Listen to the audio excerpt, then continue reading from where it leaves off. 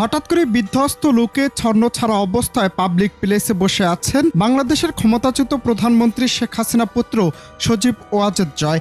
মনে হচ্ছে মধ্যবয়স্ক পেরিয়ে 50-এ পা দিয়েছেন সাবেক এই আইসিটি উপদেষ্টা। চেহারা দেখে সবাই অবাক। সাবেক প্রধানমন্ত্রী শেখ হাসিনা ভারতে চলে যাওয়ার পর রাগে দুঃখে বেশ কয়েকদিন টানা ভিডিও বার্তা দিয়েছেন জয়। বলেছেন এক এক সময় এক এক কথা, কিন্তু গত বছরের 11 আগস্টের পর চুপ হয়ে যান তিনি। এরপর আর কোথাও দেখা যায়নি তাকে।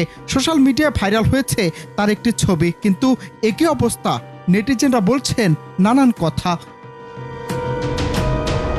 প্রবাসী সাংবাদিক ও online activist doctor Kanak Sarwar রোববার সকালে তার ভেরিফাইড ফেসবুক পেজে জয়ের একটি ছবি পোস্ট করেছেন। ছবিটি ক্যাপশন সহ শেয়ার করে তিনি লিখেছেন, বাংলাদেশের জনগণের অন্যতম সম্পদ লুণ্ঠনকারী পলাতক হাসিনা পুত্র এখন নিঃসঙ্গ। কনক সরোয়ার আরও লিখেছেন, আওয়ামী লীগের জন্য ছোট হয়ে আসা পৃথিবীতে নিজের ভবিষ্যৎ নিয়েও তার চেহারায় উদ্বিগ্নতার ছাপ রয়েছে। মাত্র 221 দিন আগে যে জীবন ছিল এখন তা একেবারে বদলে গেছে।